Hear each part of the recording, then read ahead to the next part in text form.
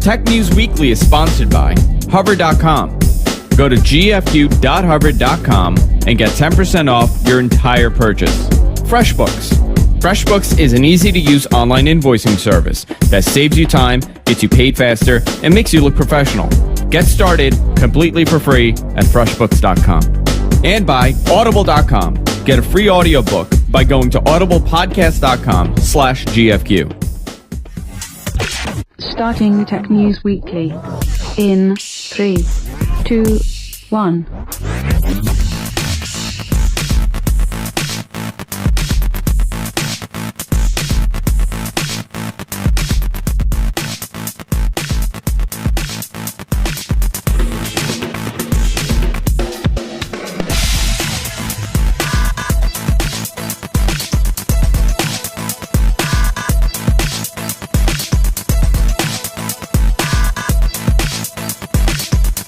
You're listening to Tech News Weekly on the GFQ Network. I'm Andrew Zarian. No. I'm just going to keep plowing through this mess.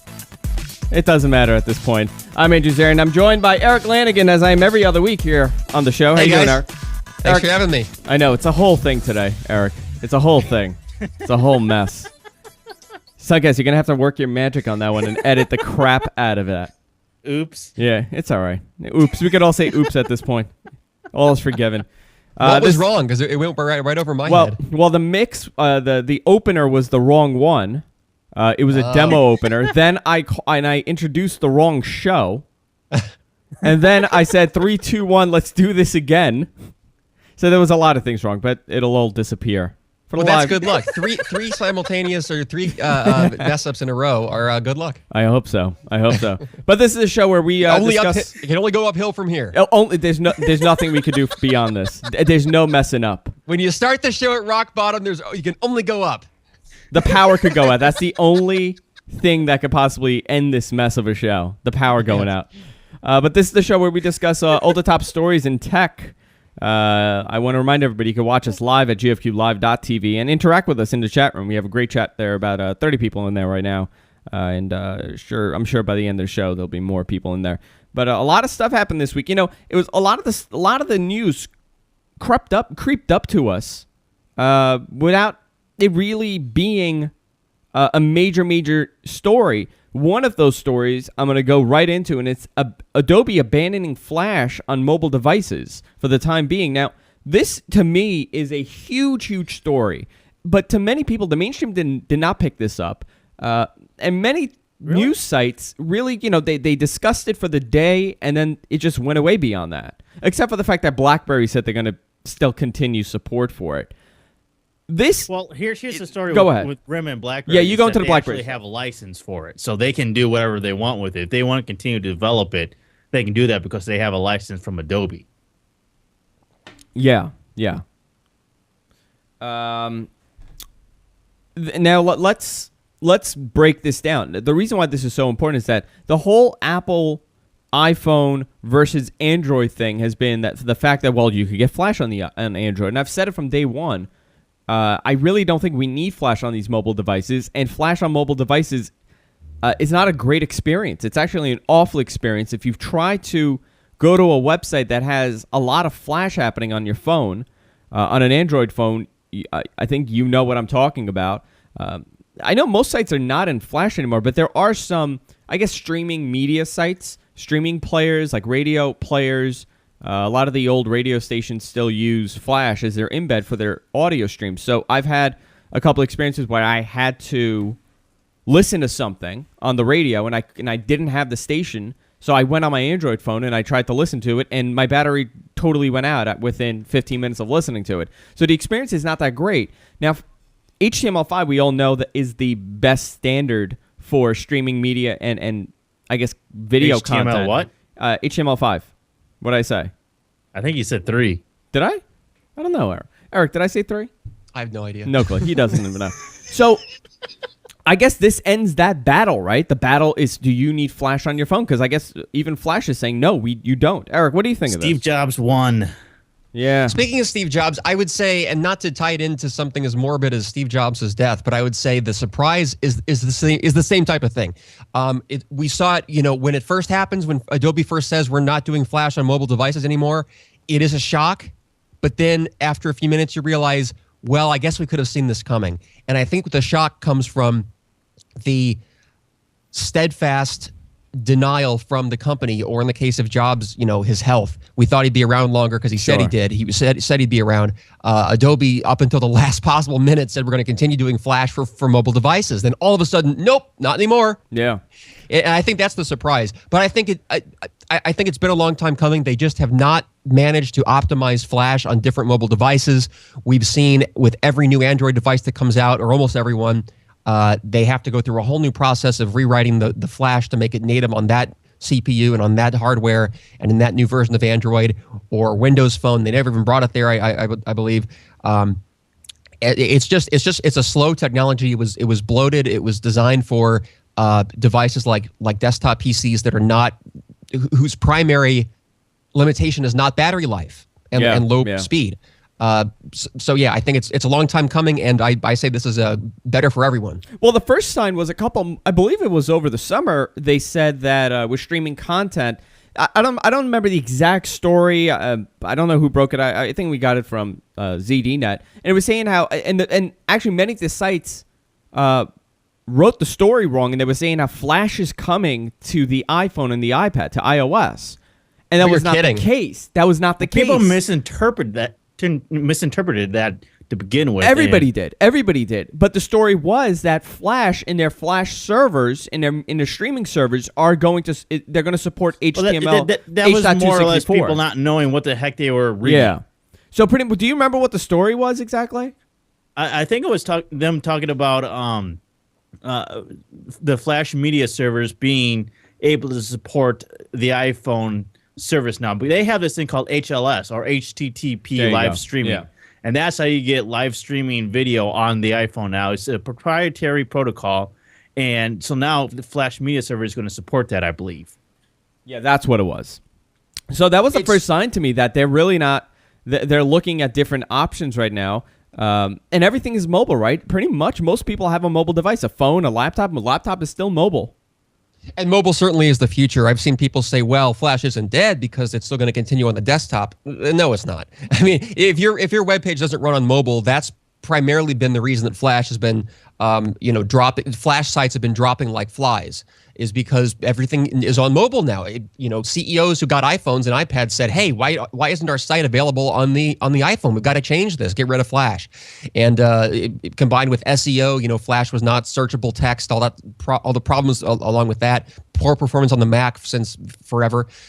So I think this is a good thing. Now they're changing Flash, and they're changing the point of Adobe Air as well to be development tools that will then compile to run in, I believe, either as native apps inside native app stores for each mobile device, and when applicable, to direct HTML5 for direct embedding on the web. And I think that's great, because anytime you get closer to native code and you disintermediate something like a Flash player that just for playing MPEG-4 video is not necessary, I think that's a good thing. Yeah, because Adobe Air, in my opinion, has kind of been a flop, right? It's not what they imagined it to be. Well, both Air and Silverlight, I think, were imagining a future that was different than what it turned out to be. What we're finding is, in the case of mobile devices, where low power consumption and battery life matters the most, which means every ounce of performance matters. Every little bit of CPU cycle is important. Flash, or rather Silverlight and Air and Flash, those three competing standards were going towards they were going towards the past, basically. Unlimited power consumption and faster CPUs that could run non-native code in its own little graphical environment, all rendered in software and in non-native code. But now we have a web standard. I mean, we have a standard now that everybody's pretty much going to follow. Right. Well, what did YouTube change their standard to? They're doing something else now, right? Well, what they do is that they offer both Flash and HTML5. HTML5 is the way things are going right now, and eventually that's what everything will be. I believe they're going to phase out Flash sometime down the road.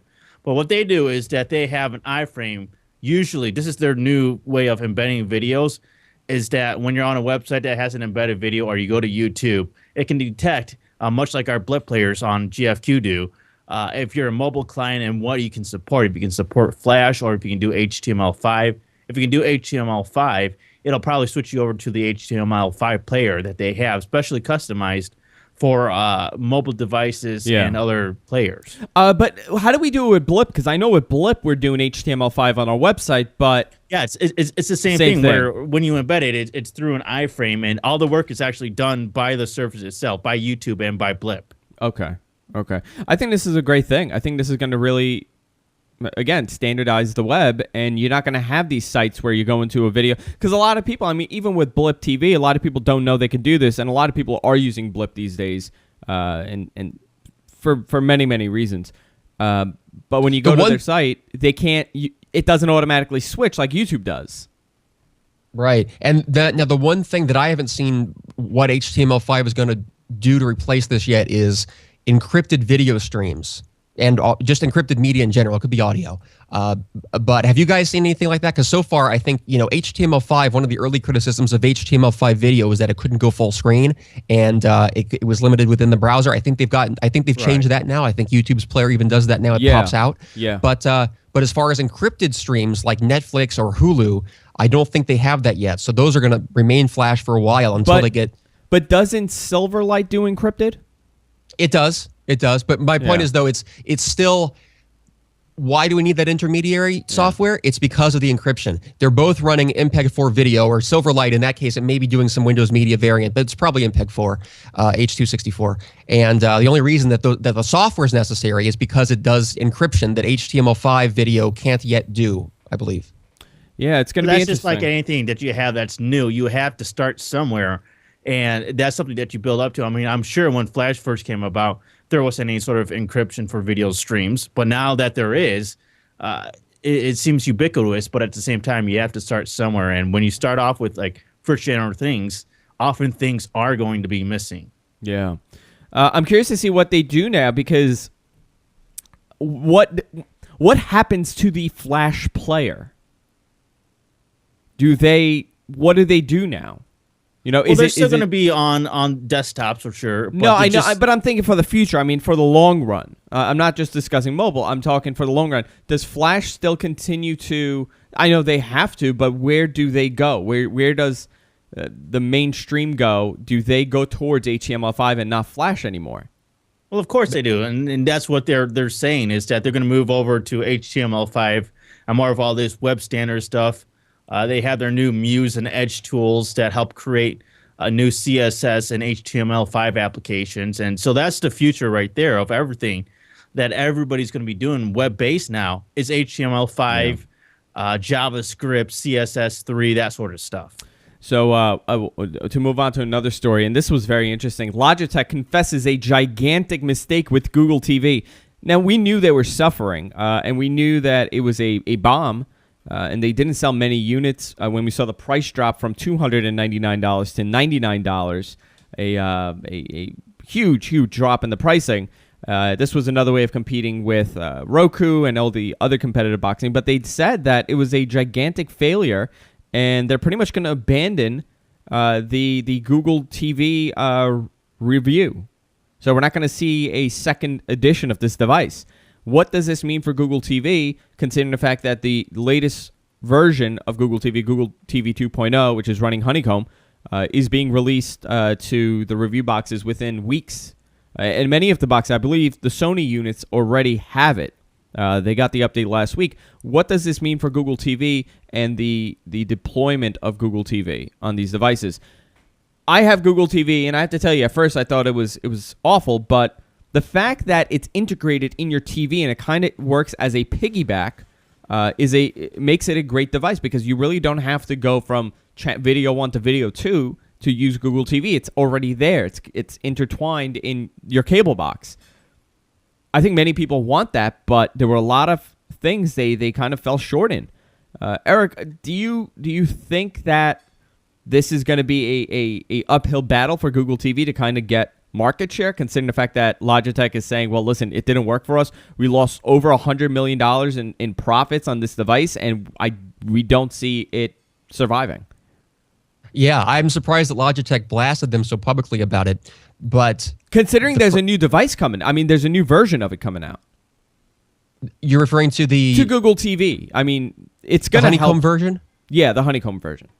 Yeah, but even with that, though, I don't really see what people are. I mean, the average geek, I don't think necessarily wants to download apps for his television box. And I think the average user who's just happy with his cable box provided by Comcast or whomever is not going to do it at all. I think just as an end unit for Netflix and Pandora and the small handful of online content that actually allows itself to run through Google TV as opposed to blocking it off like Hulu and ABC and CBS and all those guys did, where they just banned the video entirely from arriving at a Google TV box.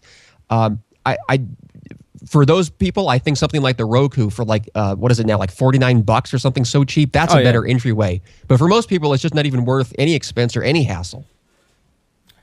Yes and no. In a kind of way, I mean, the average person doesn't really care about this at this point, right? That's the problem. They need the average user to use this device. But when a company is saying we lost $100 million in an investors meeting, and there's pretty much he said there's no future in this device.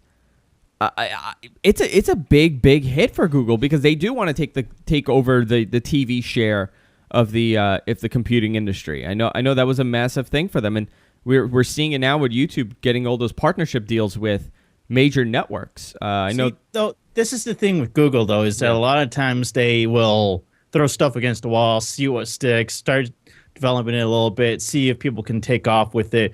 But a lot of times, you sort of get the feeling that their stuff is half baked, and I think that's the general feeling that most you mean people Google? get. You mean Google?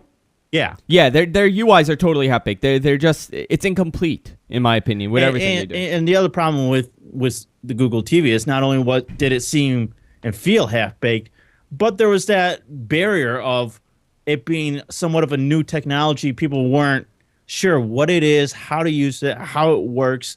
So you couple both of those together, and yeah, it's kind of a failure of a product. Yeah, in a way, and I think they're going to learn the hard way because they have this mentality where everything is beta, right? That's been Google's thing, where they release things in beta form, but it's totally different when you're taking it to the consumer. When you're taking it to when people have to spend money on this, they do not want an incomplete product. And I think they were very lucky with Android because they grabbed a giant chunk of the market really quickly, and they grabbed it away from Apple and RIM and Palm at the time. You know, they were still in business, and Windows.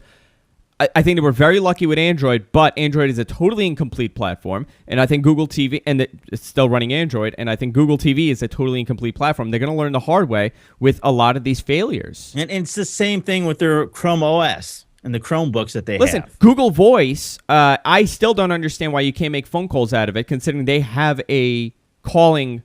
What do they call? What are they calling it? The Google Talk feature. Yeah, if you're on Gmail or you have Gtalk, you can make calls. But we have not seen a client. We haven't seen a download, a software client. They're expecting you to do it all from their Chrome browser. And this is the problem.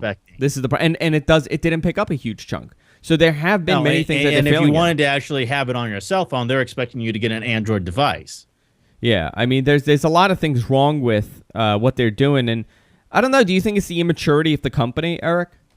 Well, I think you hit the nail on the head a few seconds ago, Andrew, when you said that beta products may work for a free service, but not for a $300 consumer product. People have an expectation that these things will work and not, as the Google TV did, become less functional as soon as they bought it when all the television providers cut off access to their web content through that. You know, I'm not a fan of companies that are so large that they can throw massive amounts of cash and lobbyists and things to prevent people from to prevent competition from entering their markets. That is what we have with telecommunications, cable, satellite, and internet ISPs. I think we all agree with that. So in that case, sometimes the only people who can wage war with those guys are people as big and powerful as Apple and Google and maybe Microsoft, but I don't know about them. So I think we've got Apple TV, supposedly just a hobby. Google TV, they're probably going to call that a hobby. Those guys want to enter this market. They can't because of how closed down and locked down that system is of cable boxes and the content rights and the huge price involved with all that stuff and the bandwidth, and they don't want you going over the top over the internet. They want to sell you cable and DSL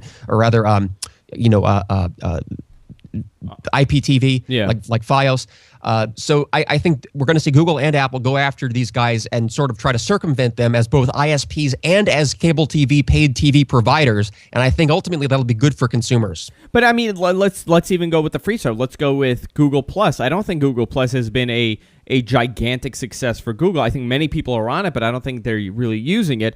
Just this week, they opened up Google Plus Pages, which is competing with the Facebook Pages for brands and businesses.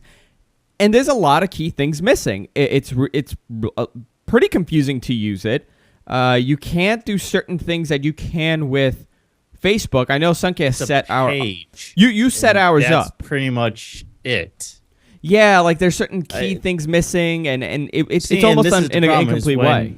When you're trying to compete with Facebook, and you launch a service or a product that doesn't have the same or more or better or improved features as Facebook, then what's the point? That's the thing where I think one of the big problems is that in the case of me and GFQ and Andrew is we set up the GFQ page, but the problem with Google Pages right now is that it has so little functionality that it's very difficult to use. There's nothing you can really do with it other than make posts, links, and photos and videos, and that's pretty much it.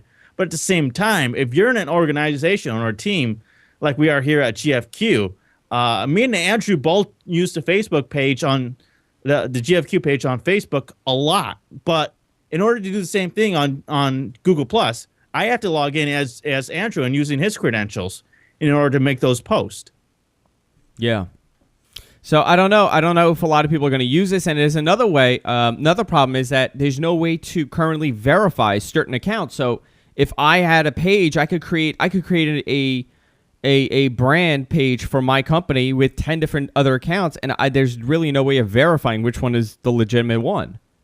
Right. So that feature is kind of flawed also. There's a lot of things wrong. And again, this is the beta mentality of these companies. Let's just put a product and see what happens.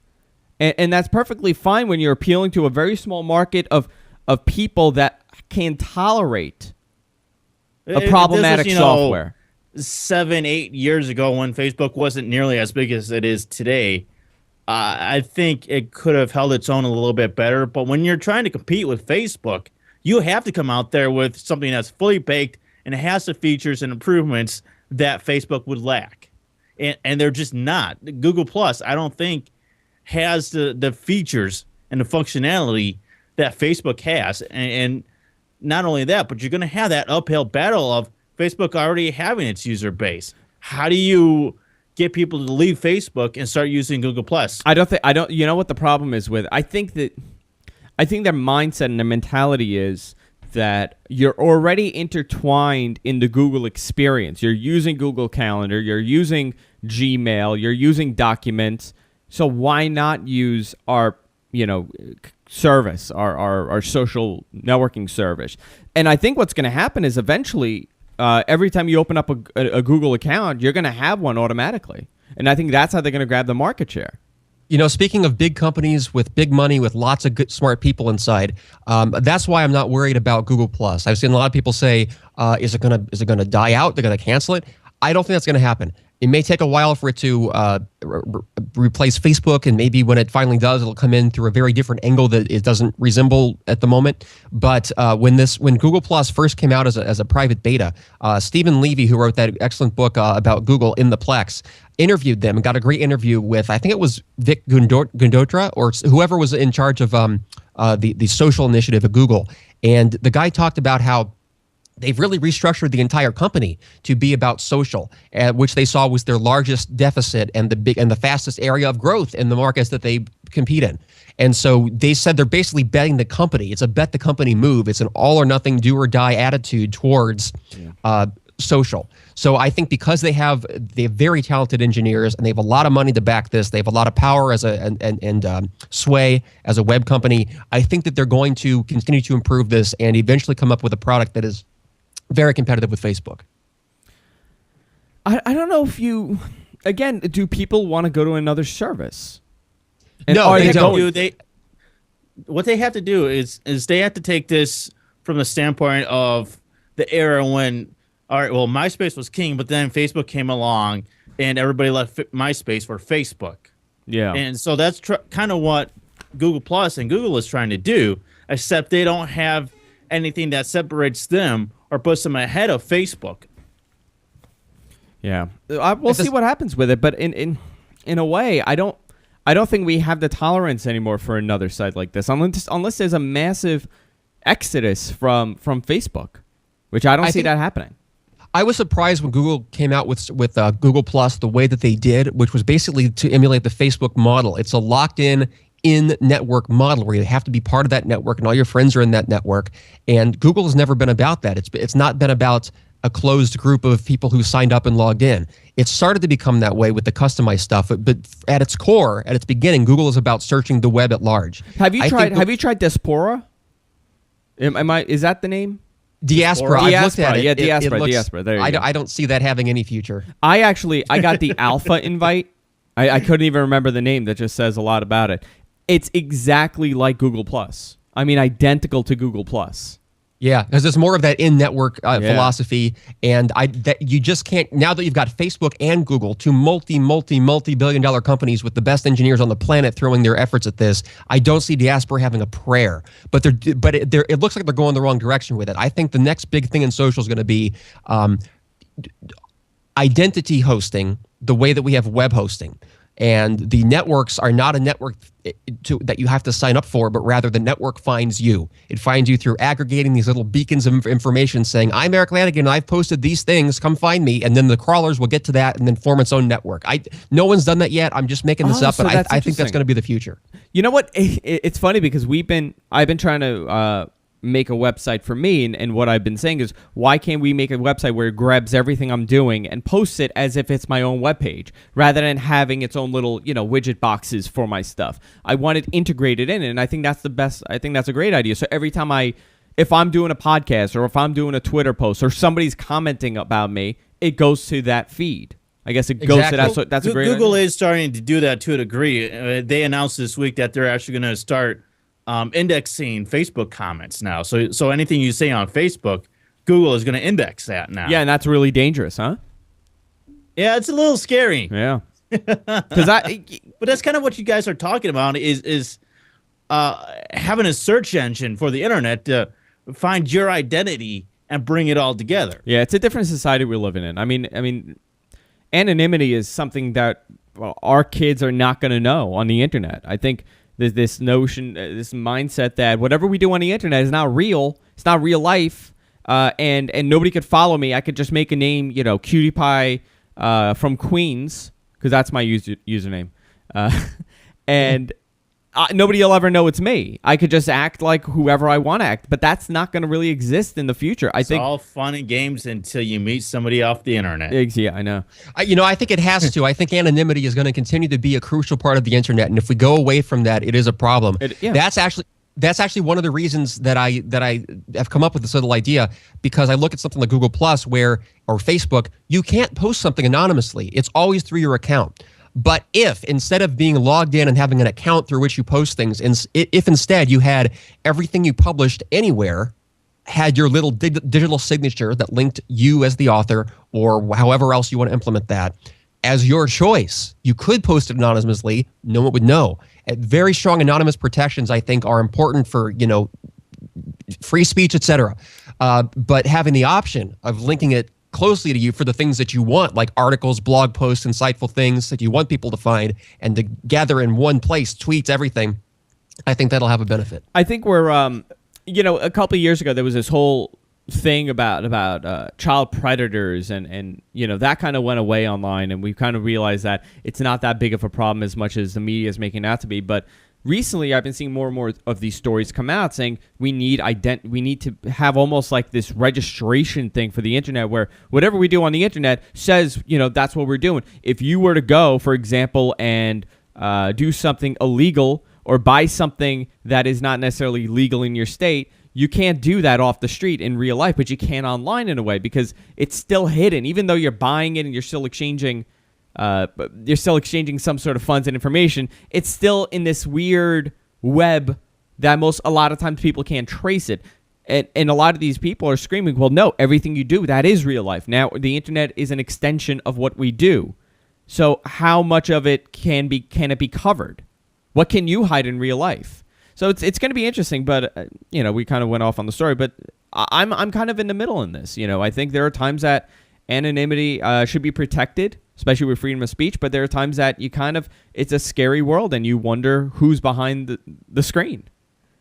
I'm just curious how it's going to end up in 10 years. The internet that we know now is not going to be the internet later. And to use your example, Andrew, or to use the example of you don't want your kids talking to child predators and meeting up with them. If you could look at this person's profile and say, well, this is so-and-so and he lives here and clearly these are all his blog posts. This is everything he's done publicly. He's a very, works at this company. His story checks out.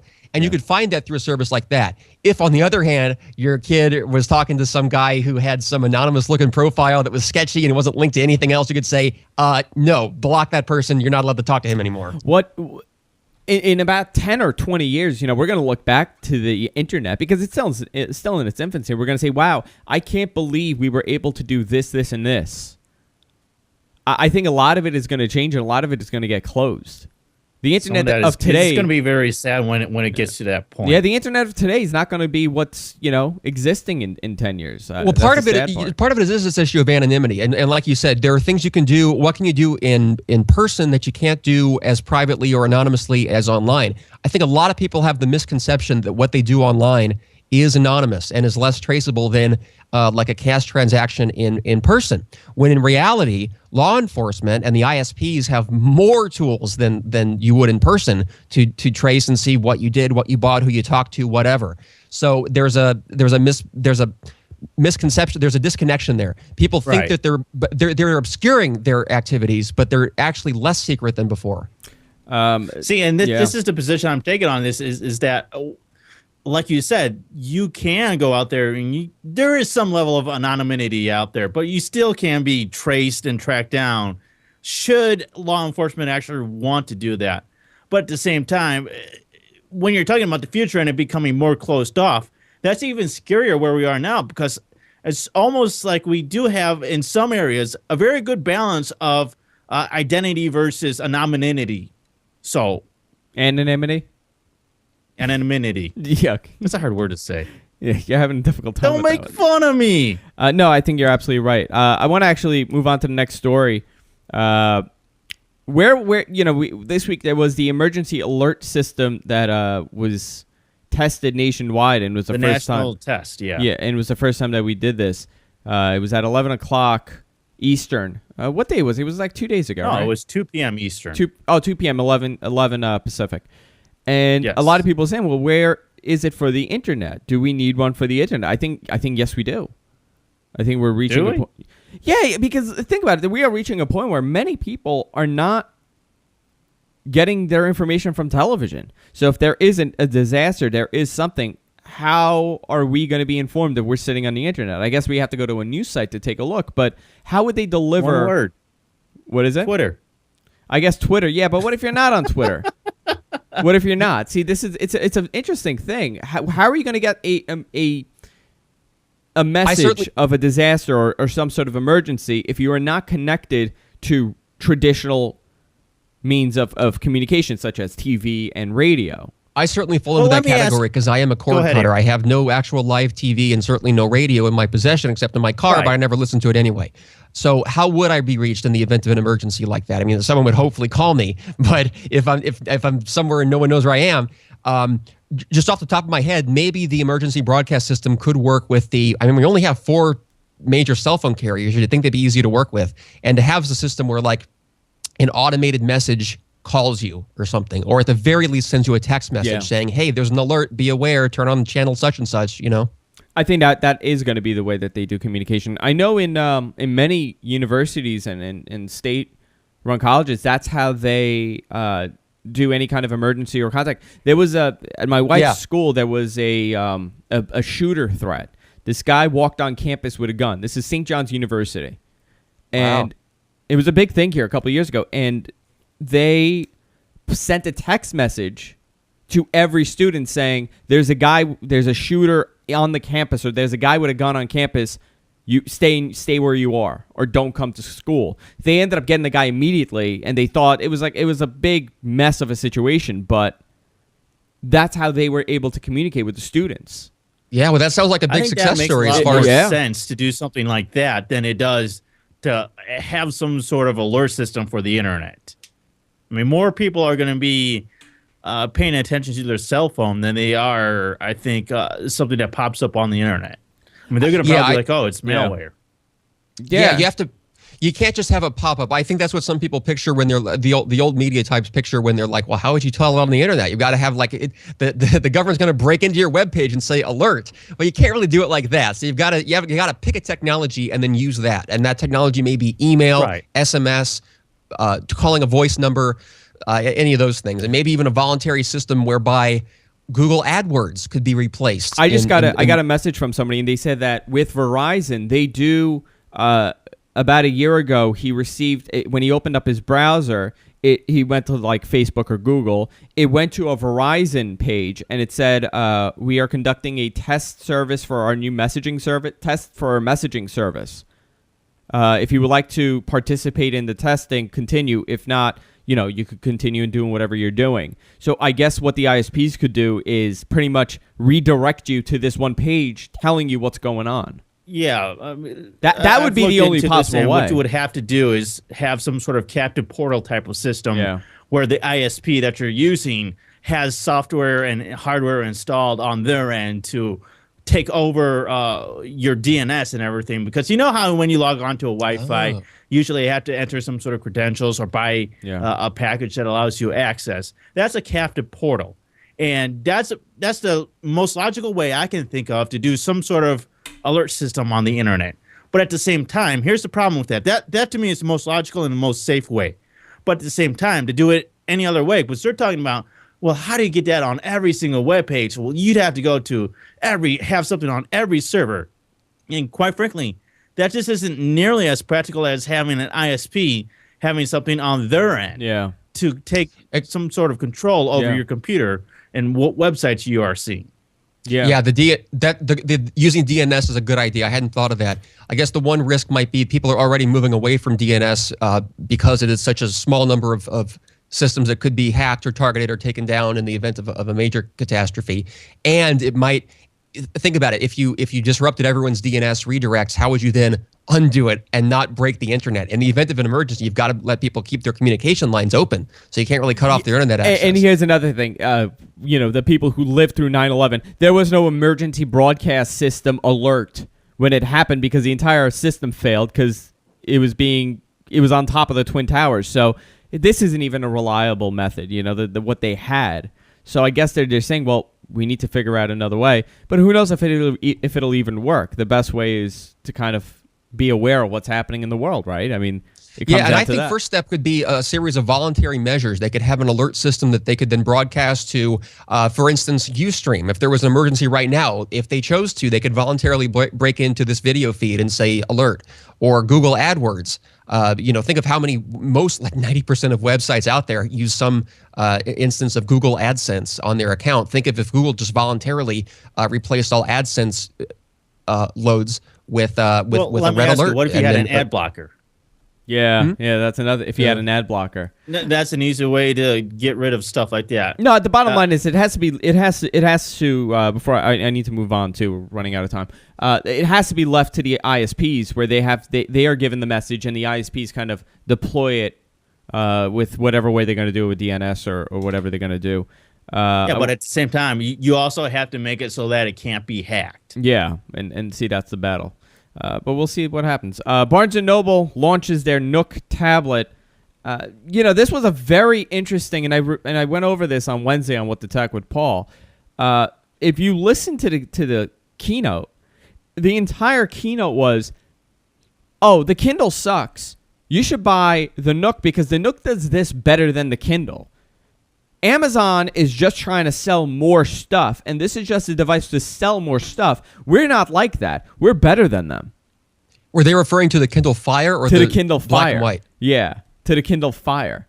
They were pretty much the entire time comparing themselves and how much better they are and how great they are compared to the Kindle Fire. And the entire Kindle Fire time, isn't even out yet. Come on. But the entire time, guys, all I wanted was a Kindle Fire. They did not do a good job at selling their product over the Kindle Fire. First of all, it's $50 more. You're buying this device for $250. It's running Gingerbread. So it's not even running the latest version, much like, I believe, much like the Amazon Kindle Fire, just heavily modified. It's about $250. And you do not have access to the Android store. This is a huge shortcoming on their side. You do not have access to the Android store, but they're hoping to have more applications in their own, I guess, app store that they're going to build. It comes preloaded with Netflix and Hulu. Because Amazon does have their own app store now. Amazon does have their app store, so this thing is worth it for and that's going to be Amazon a crucial part of any sort of experience, is having some sort of app store with plenty of apps to choose from. Yeah, you really don't have too much here. You have, it comes preloaded with Hulu Plus and Netflix and all the standards. You're gonna have 250 magazine access to 250 magazines and periodicals. It's a little bit faster. It has a little better of a display and more RAM, but you really don't have the accessibility to the apps, and it really comes down to apps. And it's more expensive. And it's more expensive, $50 more. I think this is the advantage they have is that they have a storefront, so they could actually sell this when you walk into a Barnes & Noble. But the Amazon device will be in, I believe, Best Buy and I don't think that's going to make any sort of difference. You don't think so? You can draw parallels between the Nook tablet and the Playbook, the BlackBerry Playbook, because you can see when the BlackBerry Playbook launched, it was brand new. There was nothing really quite in the same arena as that before.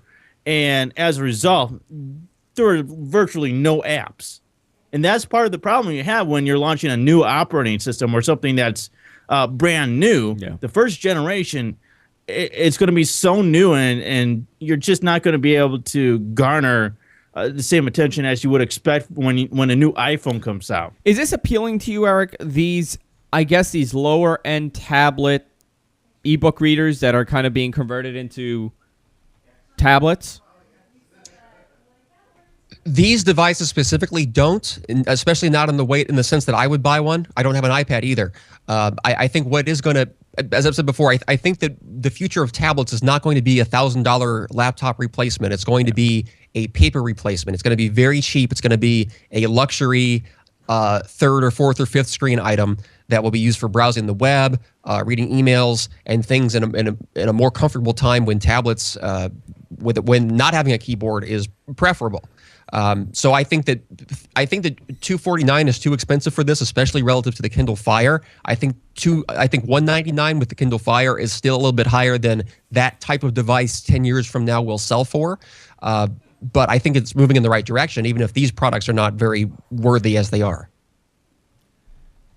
I'm looking here at the comparison. Well, we're going to get our hands on both devices next week, so we're going to see what the difference is. But I hope what they don't do, and I know they're appealing to the ebook reader market because that is their clientele, but if they make it too much of an ebook reader, not a tablet, it's going to turn off a lot of people because a lot of people are looking at a option when it comes to the traditional Android tablets that are on the market that are doing awful because they're awful devices, and the iPad that's $500, and a lot of people don't want to spend that. Let me give you this other comparison too with the iPad.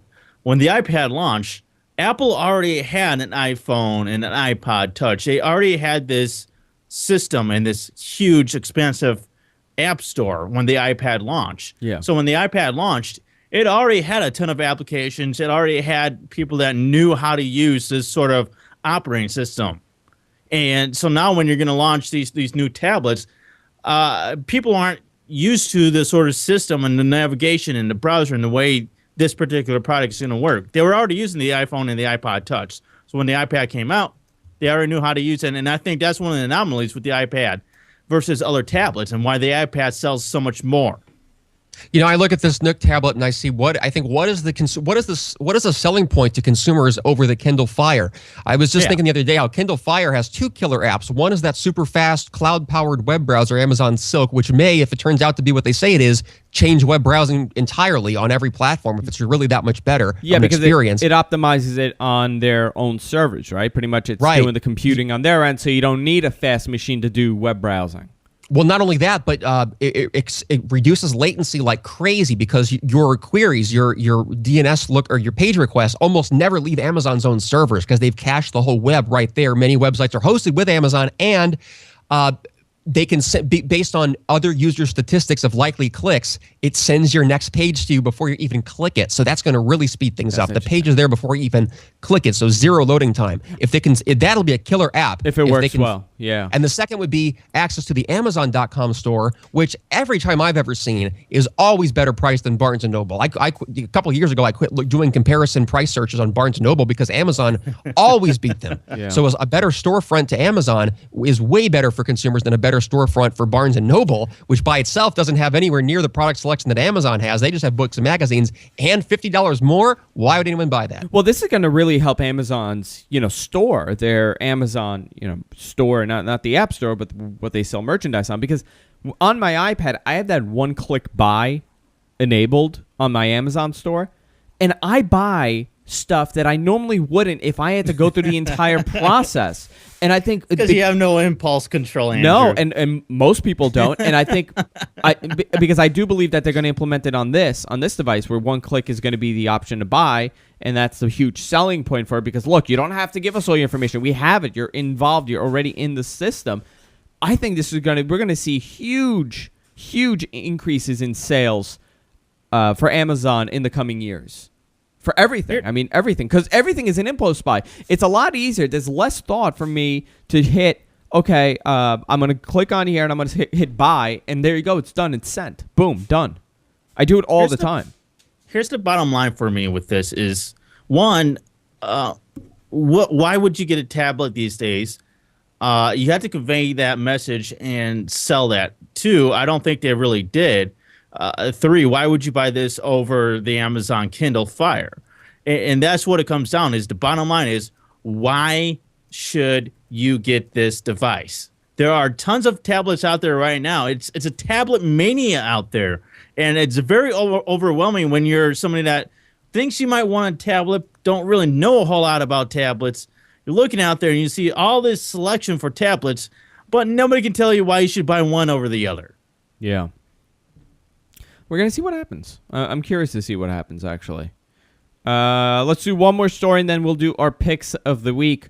iPhone 4S devices unlocked, shipping in 1 to 2 weeks. You could get a 16 gig model for $650, 32 gig for $750, and 64 gig for $850. I guess a lot of people are going to buy this because the people were screaming, when are we going to get it? Is it necessary to get an unlocked device anymore? I mean, what are they going to use this for? I'm curious because you can't take this over to T-Mobile and get 3G. Why are people going crazy to buy this?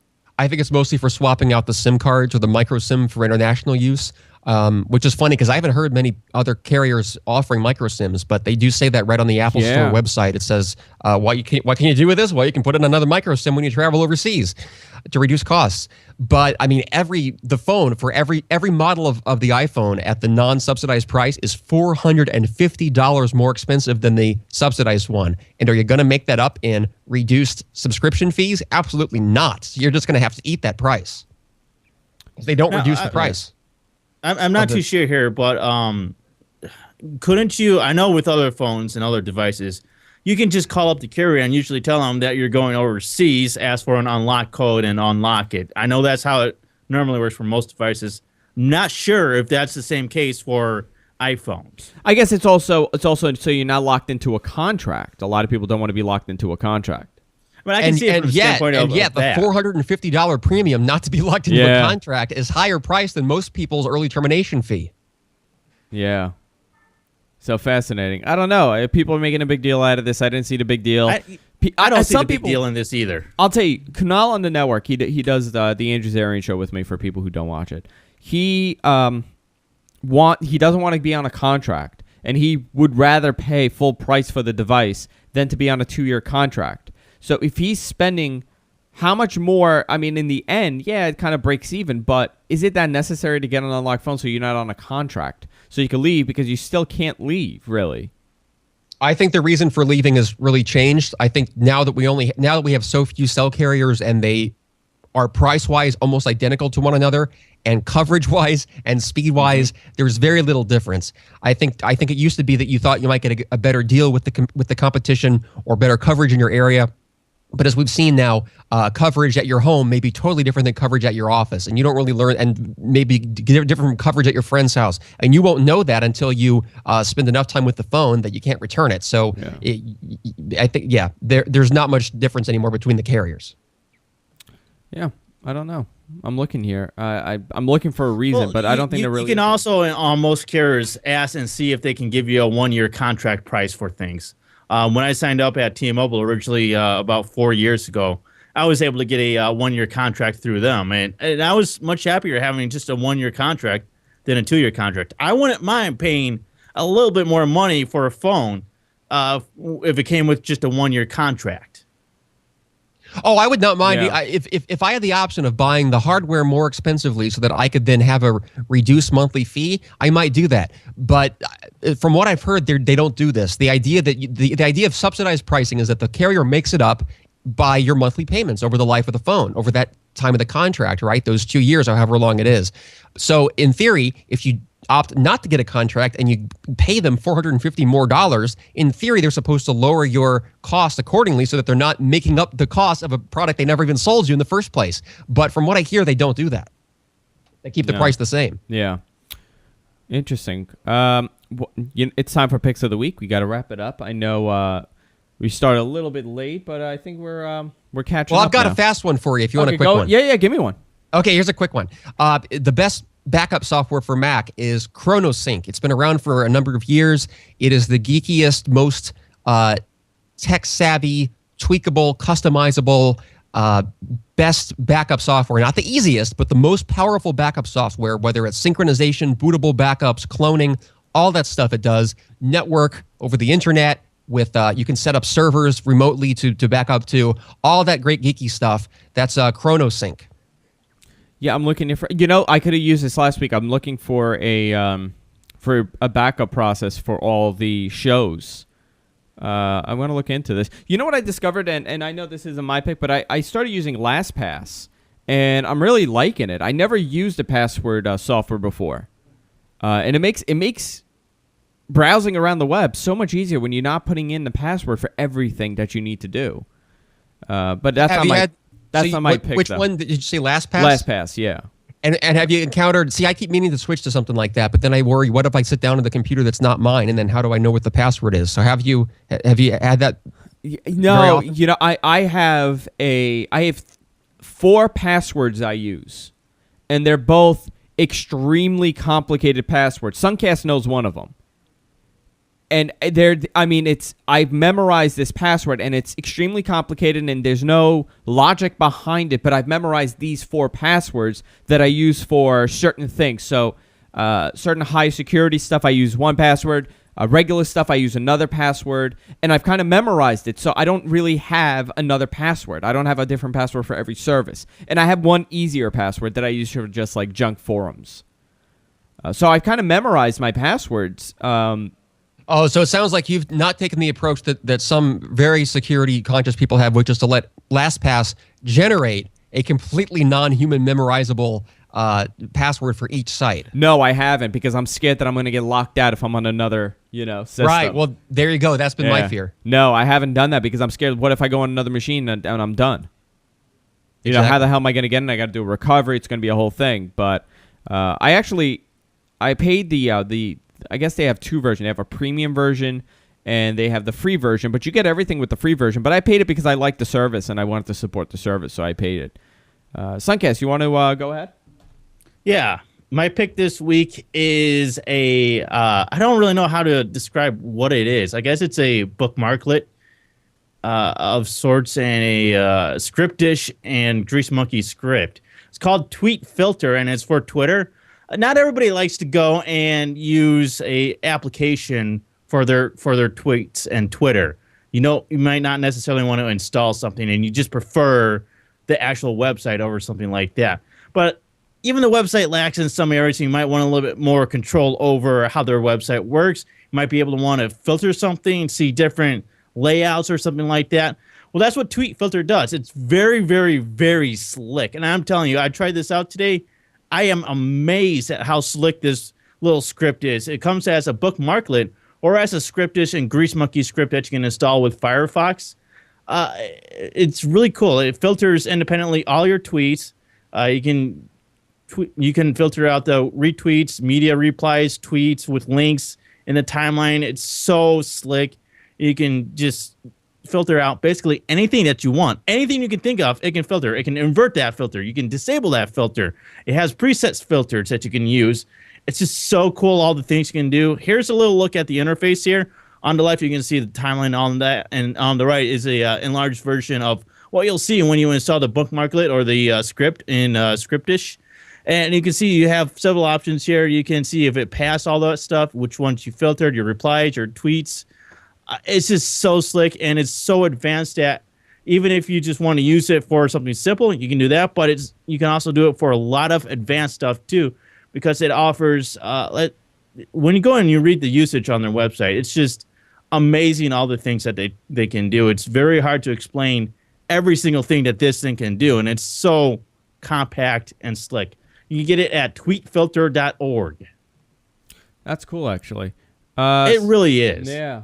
Yeah, look at that. So you could pretty much filter to anything you want, right? Oh, yeah. Yeah, I mean, you can look here. You can filters, excludes. The one I installed today actually has a few more options, I believe. I don't remember it off the top of my head. You can do customizations. You see your timeline, your dashboard, your layout, notify, just so much more, and it's all in a very slick interface. Excellent. That's a good pick. Can you pull my pick up on your video for me? I sent you no, a this message. is just a screenshot that I put in Okay. Bitblaster. Okay. Because I can't switch over for whatever reason. I'm gonna try it now. Let's see if I can switch this over. So Suncast video has to go. It's not gonna work actually. Crap, I can't pull it up because you're using a video source. So my pick this week, I'll just do it. It's called iShowU HD. It's a screen capture application for the Mac. I played around with a couple of them, and I kind of like this one the best. You could record with your microphone. You could have your webcam on the corner. You could do a presentation mode. There's a lot of features with this. It's $29.95 on for the Pro version, and you can pretty much capture HD video. And it's pretty cheap if you compare it to the other ones. I know ScreenFlow is about $100, and I think this one does a much better job than ScreenFlow. You could scale. You could have a customized background. It has webcam support. You could record certain keystrokes. It's a great application. I use it as a backup, and I'm actually doing a video review on a product, and I needed to do it on the Mac. I couldn't turn off the feed, and I actually did it with iShowU HD when I pulled up the webpage, and I did it that way. Have you ever used this, Eric, on the Mac? Not only have I used it and own a copy, but it's my favorite solution for screen capturing on the Mac. Only problem I've had is that ever since Lion came out, the program is completely broken for me. I don't know if that's my computer or the software. Maybe have they updated it now, or are you using it on Windows? I sent them an email. I had the same problem, and they did release a new update for it that corrected the issue with the video breaking. What happened with me? It was going way out of sync for me, and it would drop to like 1 frame per second. Is that what you got? Yeah. No, with me, it just stopped working. It just totally froze, and you couldn't record anything. It just stopped working. So they fixed that for Lion, and it's a great piece of software. I'm actually a big fan of it. You could even it makes it so easy to change the output video. Yes. So you have different options. Like you have HD mode, you have YouTube, you have iPad, and you have iPod. So you have different versions of everything. So it's just a one-click thing, and you could do it. Yeah, It's great for video editors and video professionals because you can capture a little 320 by 240 video embedded on someone's webpage in Flash, and then in the I Show You settings, change the output to automatically live in real time, upres that to, let's say, it's 1280 by 720 Apple ProRes, uncompressed audio, 24-bit, whatever you want, you can encode and just save directly to any format. Yeah. Great and size and resize it while live capturing. It's a great piece of software. I'm a big fan of it. I Show You HD. If you go to shinywhitebox.com, we'll also have a link on our website. You could check it out there, and you could try it for free. The trial is totally free for it. All right, guys, that wraps it up for today. Eric, thanks so much for checking in. You're on 3 days a week on Twit. Monday, Wednesday, Friday, late night tech, 11 p.m. Eastern, 8 p.m. Pacific. I always get, is it on YouTube by any chance? Is the video being put on YouTube? I put a couple of clips up there. Okay. The show is not an official podcast yet. So I'm a big fan of the show, and I encourage everybody to check it out. I think it's a great call-in show, and we need more of these on the internet because there aren't too many call-in tech shows that are produced at this level. It's a great show, and I encourage everybody to check it out on twit.tv. Suncast, what's your plug? Your website? Yeah, my website that I'm doing Amadeus, that's AMADAIS.com, and it's my music blog where I feature new, upcoming, and just unsigned, and maybe not even people that are doing this professionally in any sort, just posting videos to YouTube. I try to feature these type of people on my music blog. It's an excellent site and a great opportunity for many people. I also want to let everyone know you can check out each and every one of our shows on our website at gfqnetwork.com. You could also chat with us, interact with us at gfqlive.tv. We have a great chat room there during each and every one of our shows, and we have a show pretty much every single day. Following this show right now, it's about 6:19. We have to get ready for our comic book show, Behind the Counter with Rich and John. That's going to broadcast now, followed by the free-for-all. So we're on all the time. Fridays are a busy day for me. So when Friday night comes, I'm done. I'm finished. I'm going straight to bed, and I'm going to sleep because 3 shows in one day is overwhelming, especially today. So until next week, we'll see you all later. Good night.